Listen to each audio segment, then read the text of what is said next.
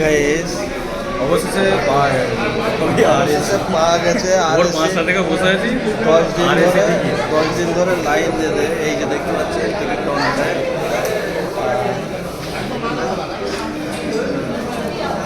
তাও Humsafar third AC